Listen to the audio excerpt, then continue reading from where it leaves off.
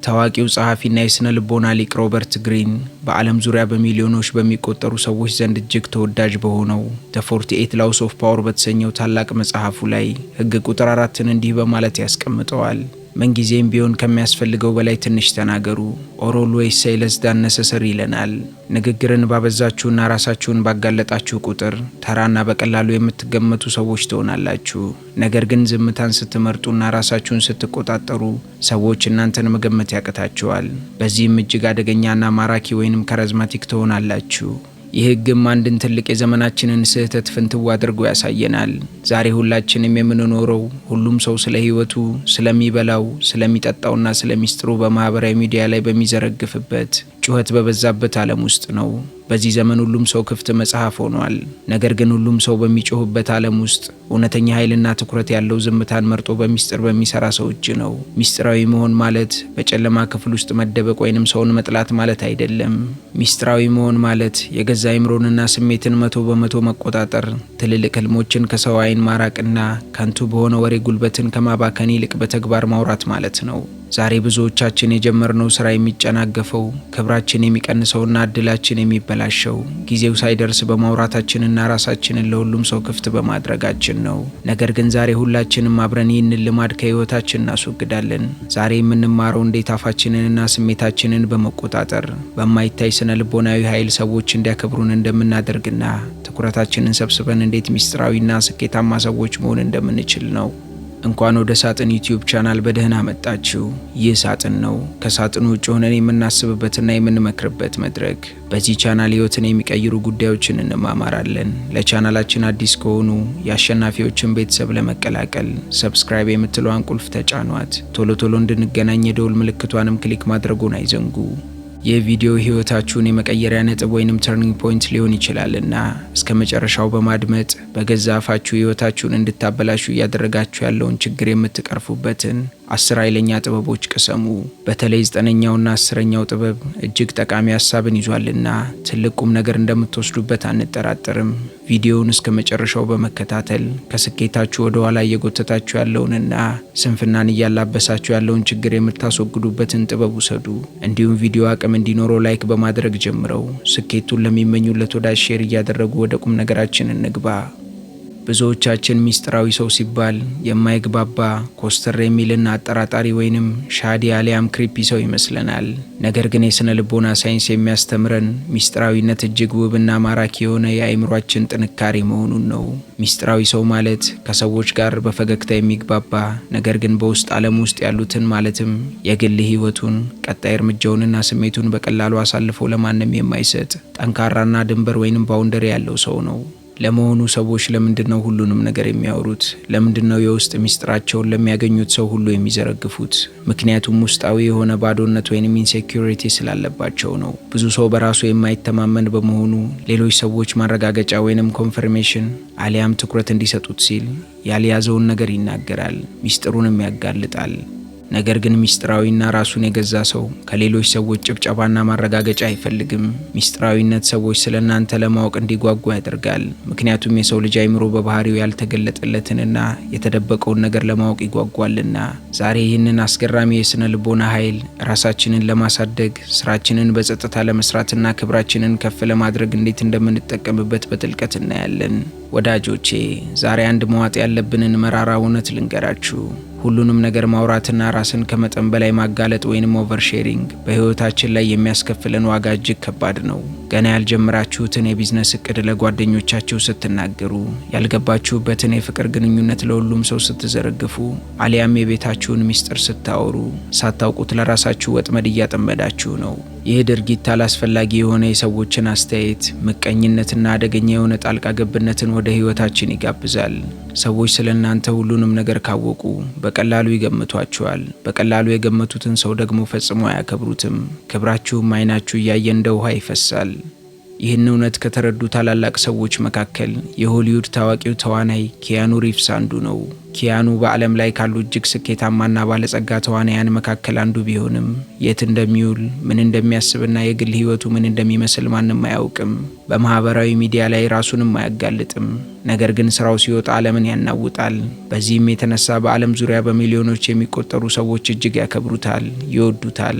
ማራኪነቱ ወይንም ካሪዝማውም እጥፍ ድርብ ሆኗል። ታዲያ ካስተዋልን ኪያኑ ሪቭስ የሚያስተምረን ትልቅ እውነት አለ። ሰዎች ስለኛ ትንሽ ባወቁ ቁጥር የእኛን ስራና ማንነት በተሻለ ሁኔታ ያከብራሉ። ሚስጥራዊ መሆን የጥንካሬያችን የትኩረታችንና የስኬታችን ዋነኛ ግድግዳ ነው። እንግዲያውስ እስካሁን ተማምነን አብረን ከመጣን ይህንን ማራኪና ኃይለኛ የአእምሮ ጥንካሬ እንዴት ወደ ህይወታችን እናመጣለን ብላችሁ መጠየቃችሁ አይቀርምና ሚስጥራዊና ሰው የሚያከብረው ሰው እንድትሆኑ የሚያስችሏችሁን 10 ድንቅ ስነ ልቦናዊ ጥበቦች ጀባ ልበላችሁ። የመጀመሪያውና ዋነኛው ሚስጥራዊ የመሆን ጥበብ አፍን ዘግቶ ማዳመጥን መማር ነው። አብዛኛው ሰው በንግግር ጊዜ የራሱን ታሪክ ለማውራት ራሱን ጎበዝ አድርጎ ለማሳየትና የሰዎችን ትኩረት ለመሳብ ሲል ይሽቀዳደማል። በዚህ ሂደትም ሳያውቀው የራሱን ደካማ ጎንና ሚስጥር አሳልፎ ይሰጣል። ነገር ግን ሚስጥራዊና ብልህ ሰው በንግግር መሃል የሰዎችን አይን እያየ በጥሞናና በማዳመጥ ኃይሉን ይገነባል። ዝም ብላችሁ ስታዳምጡ ሰዎች ስለእናንተ መገመት ይጀምራሉ። ምን እያሰባችሁ እንደሆነም ለማወቅ ይጓጓሉ። ታላቁ የደቡብ አፍሪካ መሪ ኔልሰን ማንዴላ ከማንም በላይ ታላቅ አድማጭ ነበሩ። ስብሰባ ላይም ሁል ጊዜ መጨረሻ ላይ ነበር የሚናገሩት። የሁሉንም ሰው ሀሳብ ከሰሙና ካጠኑ በኋላ ማንዴላ መጨረሻ ላይ የሚናገሩት አጭር ቃል የሁሉንም ሰው ልብ ትገዛ ነበር። ስለዚህ የእናንተም የተግባር እርምጃ ይህ ነው። ዛሬና ከዛሬ በኋላ ከሰዎች ጋር ስታወሩ የንግግሩን 80 በመቶ እነሱ እንዲያወሩ ፍቀዱላቸው። እናንተ ደግሞ 20 በመቶውን ብቻ እጅግ ወሳኝ የሆኑ ሀሳቦችን ብቻ በመናገር የአድማጭነትን ኃይል ተላበሱ። እመኑኝ፣ ዝምታችሁ ከቃላታችሁ በላይ ይጮሃል። ሁለተኛው ኃያል መንገድ ቀጣይ እርምጃችሁን፣ እቅዳችሁንና ትልቅ ህልማችሁን እንደ አይን ብሌን በሚስጥር መጠበቅ ነው። የሰው ልጅ አይምሮ አንድን እቅድ ገና ሳይሰራ ለሰዎች ሲናገር ልክ ስራውን የሰራውና ያጠናቀቀ ያህል ይሰማውና የደስታ ሆርሞን ወይንም ዶፓሚን ያመነጫል። ይህ ደግሞ ለስራው የነበራችሁን የውስጥ ሞራል ይገድለዋል። ከዚህ ባለፈም እቅዳችሁን ለሰዎች ስታወሩ ሰዎች በራሳቸው የፍርሃት መነጽር አይተው ይሄ እኮ አይቻልም በማለት ተስፋ ያስቆርጧቸዋል። እውነተኛና ሚስጥራዊ ሰው ግን በውስጡ ግዙፍ እቅድን ያብላላ በውጭ ግን ምንም እንዳልተፈጠረ ሆኖ ይኖራል። ዝነኛው ቢሊዮነርና የፈጠራ ሰው ሄንሪ ፎርድ የመጀመሪያውን የቪኤት ሞተር ሲሰራ ለዓመታት ፕሮጀክቱን እጅግ ሚስጥራዊ አድርጎ ይዞት ነበር። ሞተሩ ተሰርቶ አልቆ ገበያ እስኪወጣ ድረስም ማንም አላወቀም። በወጣ ጊዜ ግን ዓለምን አስገረመ። እናንተም ይህንን ተግብሩ። ሁላችሁም አሁን በእጃችሁ ላይ ያላችሁን ለመስራት ያቀዳችሁትን ትልቅ ስራ ሙሉ በሙሉ ተሰርቶ ውጤቱ ለዓለም እስኪታይ ድረስ ለማንም ሰው ለቅርብ ጓደኛችሁም ቢሆን አታውሩ። ይህንን ከተገበራችሁ ውጤታችሁ ራሱ ትልቁን ጩኸት ያሰማል። ሶስተኛው የስነ ልቦና ጥበብ ስሜትን መቆጣጠርና ለሁሉም ነገር ምላሽ አለመስጠት ነው። በቀላሉ የሚቆጣ ትንሽ ነገር ሲገጥመው በደስታ የሚዘል አሊያም ሀዘኑን በአደባባይ የሚያወጣ ሰው ሚስጥራዊ ሊሆን አይችልም። ምክንያቱም እንዲህ አይነት ሰው ልክ እንደ አየር ንብረት በቀላሉ ይነበባል፣ በቀላሉም በቁጥጥር ስር ይውላል። ማራኪነትና ሚስጥራዊነት የሚመነጨው ስቶይሲዝም ከሚባለው በማንኛውም አውሎ ንፋስ ውስጥ እርጋታን ከማሳየት ፍልስፍና ነው። አንድ ሰው ሲሰድባችሁ ካልተቆጣችሁ፣ ሲያሞግሳችሁም ከመጠን በላይ ካልፈነደቃችሁ ሰዎች ይሄ ሰው ከምንድን ነው የተሰራው ብለው መገረም ይጀምራሉ። ታላቁ የሮማው ንጉስና ፈላስፋ ማርከስ ኦሬሊየስ የዓለምን ግማሽ ሲገዛ በዙሪያው ክህደትና ጦርነት ሲበዛበት ስሜቴ የኔ የግል ግዛቴ ነው፣ ማንም ሰው ፈቃዴን ሳያገኝ ሊያስቆጣኝ ወይንም ሊያሳዝነኝ አይችልም ብሎ አይምሮን ተቆጣጥሮት ነበር። ታዲያ እናንተም የተግባር እርምጃችሁ ግልጽ ነው። ከዛሬ ጀምሮ የሆነ ሰው ሊያበሳጫችሁ ወይንም መጥፎ ዜና ሊነግራችሁ ሲሞክር ወዲያውኑ ምላሽ ከመስጠት ወይንም ሪያክት ከማድረግ ተቆጠቡ። ለጥቂት ሴኮንዶች ዝም ብላችሁ ፊታችሁ ላይ ምንም አይነት ስሜት ሳታሳዩ አየር ወደ ውስጣችሁ ሳቡ። እመኑኝ፣ ይህ እርጋታችሁ ብቻውን ሰዎችን ድል ያደርጋል። አራተኛው መንገድ በማህበራዊ ሚዲያ ላይ የራስን ህይወት አለመዘርገፍ ነው። አብዛኛውን ጊዜ እኛ ሚስጥራዊነታችንን የምናጣው የዕለት ተዕለት ህይወታችንን የበላነውን የጠጣነውንና የሄድንበትን ሁሉ በፌስቡክና በኢንስታግራም ላይ ስለምንዘረግፍ ነው። ማህበራዊ ሚዲያ ላይ ራሱን በብዛት የሚያሳይ ሰው ዋጋውንና ክብሩን እያወረደ መሆኑን አሊያም ኦቨር ኤክስፖዠር ውስጥ መሆኑን አይገነዘብም። አንድ ዕቃ ገበያ ላይ በብዛት ሲገኝ ዋጋው እንደሚረክስ ሁሉ የሰው ልጅም ለሁሉም በቀላሉ ተደራሽ ወይንም አቬለብል ሲሆን ክብሩ ይረክሳል። ሚስጥራዊ ሰው ግን መቼ መቅረብና መቼ መራቅ እንዳለበት ያውቃል። ታዋቂው ሙዚቀኛና ቢሊዮነር ጄዚ በማህበራዊ ሚዲያ ላይ እጅግ በጣም አልፎ አልፎ ነው የሚታየው። የት እንዳለ ምን እየሰራ እንደሆነ ማንም አያውቅም። ነገር ግን ብቅ ባለ ቁጥር ዓለም ሁሉ ትኩረቱን ይሰጠዋል። ምክንያቱም ራሱን ርካሽ አላደረገም። ስለዚህ የእናንተም የተግባር እርምጃ ጠንካራ መሆን አለበት። ከዛሬ ጀምሮ እያንዳንዷን የህይወታችሁን እንቅስቃሴ ፖስት ማድረግ አቁሙ። ሰዎች ስለ እናንተ 50 በመቶውን ብቻ ይወቁ። የተቀረውን በምናባቸው እንዲገምቱ ፍቀዱላቸው። አምስተኛው ስትራቴጂ የብቸኝነትን ኃይል መጠቀም ነው። ሁል ጊዜ ከሰዎች ጋር መሆንን የሚፈልግ ብቻውን መሆንን የሚፈራ ሰው የራሱ የሆነ የውስጥ ጥንካሬ የለውም። ሚስጥራዊና ማራኪ ሰው ግን ብቸኝነትን እንደ እስር ቤት ሳይሆን አይምሮውን እንደሚያሳድግበት ዩኒቨርሲቲ ነው የሚቆጥረው። እመኑኝ፣ ሰዎች በዝምታ ውስጥ ሲሆኑ ነው ታላላቅ ሀሳቦችን የሚያመነጩት። ከሰዎች ጋር ሆናችሁም ቢሆን በማይረባ ወሬ ውስጥ ከመሳተፍ ዝምታን ስትመርጡ ክብራችሁ ከፍ ይላል። ታዋቂው ሳይንቲስት አልበርት አንስታይን ታላላቅ የፊዚክስ ህጎችን ያገኘው ከሰዎች ርቆ በብቸኝነት በዝምታና በጥልቅ አስተሳሰብ ውስጥ ሆኖ ባሳለፋቸው ረዥም ሰዓታት ውስጥ ነው። ዝምታውና ብቸኝነቱም ለዓለም አስገራሚ ፈጠራን ሰጠ። ስለዚህ ሁላችሁም በየቀኑ ቢያንስ ለ30 ደቂቃ ያክል ስልካችሁን አጥፍታችሁ ማንም ሰው በሌለበት ጸጥታ ውስጥ ብቻችሁን የመቀመጥና አይምሯችሁን የማዳመጥ ልማድን አዳብሩ። ይህ ዝምታ የውሳኔ አቅማችሁንና ጥንካሬያችሁን በሚያስገርም ሁኔታ ይጨምረዋል። ስድስተኛውና የህይወታችሁን አቅጣጫ የሚቀይረው ህግ አፍን ዘግቶ በተግባር መጮህ ነው። እኔ እኮ እንዲህ ነኝ፣ እንዲህ አይነት አቅም አለኝ፣ ይሄንን ልሰራ ነው እያለ ራሱን የሚያሞካሽ ሰው ውስጣዊ ባዶነት ያለበትና ተግባር የሌለው መሆኑን ራሱ እየመሰከረ ነው። እውነተኛና ሚስጥራዊ ሰው ግን ስለ ራሱ ጥንካሬና ችሎታ ፈጽሞ አያወራም። ይልቁንም ውጤቱና ስራው ከሱ በላይ ድምፁን ከፍ አድርጎ እንዲጮህ ያደርጋል። አብዛኛው ሰው ወሬ ላይ ጎበዝ ሲሆን፣ ሚስጥራዊ ሰው ግን በተግባር ጎበዝ ነው። ታላቁ የቅርጫት ኳስ ተጫዋች ኮቢ ብራያንት ስለ ስልጠናውና ስለ ችሎታው ብዙ አያወራም ነበር። ነገር ግን ማንም ሰው በማይነሳበት ሌሊት 10 ሰዓት ተነስቶ በጸጥታ ቅርጫት ኳስ ሲለማመድ አድሮ ጨዋታው ላይ ሲወጣ በሚያሳየው ተአምራዊ ብቃት ዓለምን ያስደምም ነበር። ቃላቶቹም ሳይሆኑ ተግባሮቹ ነበሩ ጀግንነቱን የመሰከሩለት። እናንተም ከዛሬ ጀምሮ ምን ልሰራ እንደሆነ እዩ ብላችሁ ለማንም አታስረዱ። በጸጥታ ስራችሁን ስሩ። ውጤታችሁና ስኬታችሁ ራሱ ጠበቃ ሆኖ ይከራከርላችኋል።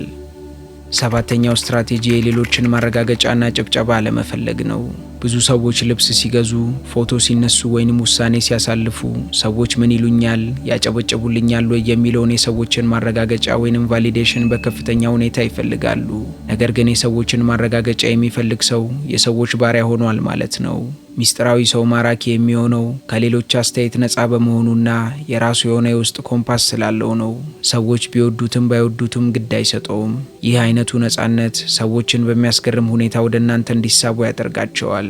ታዋቂው የሮክ ሙዚቀኛ ዴቪድ ቦዊ በዘመኑ ሰዎች የሚጠብቁትን አይነት የተለመደ ሙዚቃ ከመስራት ይልቅ እሱ ራሱ ያመነበትንና ማንም ያላየውን የተለየ መንገድ በመከተሉ በመጀመሪያ ቢተችም በኋላ ግን የሙዚቃው ዓለም ንጉስ መሆን ችሏል። የራሱን መንገድ መከተሉ ሚስጥራዊ ያደረገው። ስለዚህ እናንተም ይህንን ተግብሩ። ዛሬ አንድ ውሳኔ ስታሳልፉ ጓደኞቼ ምን ይሉኛል የሚለውን ጥያቄ ከጭንቅላታችሁ አስወጡ። እውነትና ትክክል ነው ብላችሁ ያመናችሁበትን ነገር የማንም ሰው ጭብጨባ ሳትጠብቁ በድፍረት አድርጉት። ስምንተኛው ኃያል መንገድ አይምሮንና ማንነትን ሁል ጊዜ እያሳደጉ ሰዎች ሊገምቷችሁ በማይችሉበት ደረጃ ላይ መድረስ ነው። አንድ ሰው ትላንት የነበረበትንና ዛሬ ያለበትን የእውቀት ደረጃ ሰዎች በቀላሉ ካወቁት አሰልቺ ይሆናል። ነገር ግን ሚስጥራዊ ሰው በጸጥታ መጽሐፍ ያነባል፣ አዳዲስ ክህሎቶችንም ይማራል፣ ራሱንም ያለማቋረጥ ያሻሽላል። በዚህም የተነሳ ሰዎች ትላንት ያውቁት የነበረውን ሰው ሆኖ አያገኙትም። ሁልጊዜም በአዲስና ጥልቅ ማንነቱ ያስገርማቸዋል። ይህ ቀጣይነት ያለው እድገት ሚስጥራዊነቱን ይጨምረዋል። የዓለማችን ታላቁ ቼዝ ተጫዋች ጋሪ ካስፓሮቭ ተጋጣሚዎቹ የእሱን የጨዋታ ስልት እንዳይገምቱ ሁልጊዜ በጸጥታ አዳዲስ የጨዋታ ዘዴዎችን ያጠናና ይፈጥር ነበር። በውድድር መድረክ ላይ ሲገኝም ማንም ሊገምተው የማይችለውን እርምጃ ወስዶ ያሸንፍ ነበር።